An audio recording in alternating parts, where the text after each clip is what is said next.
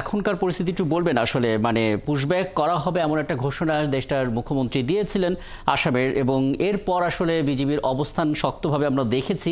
পরিস্থিতি কোনো বদল ঘটেছে কিনা, জেলা প্রশাসক কি ধরনের পদক্ষেপ নিচ্ছে এবং কাদেরকে আসলে পুশব্যাকের ইঙ্গিত দেওয়া হচ্ছে সুজাত?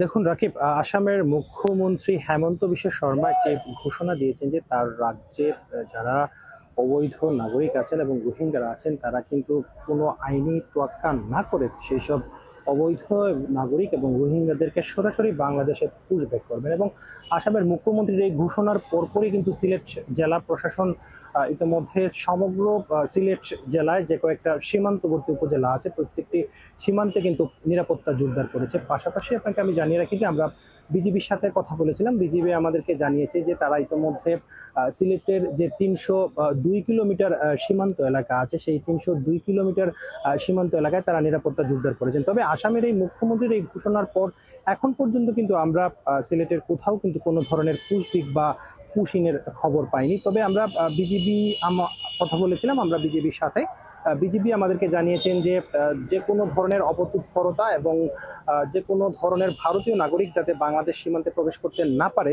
সেজন্য যতটুকু পদক্ষেপ নেওয়া প্রয়োজন তারা ততটুকু পদক্ষেপ নেবেন। পাশাপাশি বিজিবির টহল বাড়ানো হয়েছে, বিজিবি কিন্তু প্রত্যেকটা জায়গায় টহল দিচ্ছে এবং সীমান্তে যে ৩০২ কিলোমিটার এরিয়া আছে সেই ৩০২ কিলোমিটার এরিয়া কিন্তু সবসময় রাত দিন ২৪ ঘন্টা নজরদারির মধ্যে রাখা হচ্ছে। তো এ বিষয়ে আমরা নিরাপত্তা বিশ্লেষকদের সাথে কথা বলেছিলাম।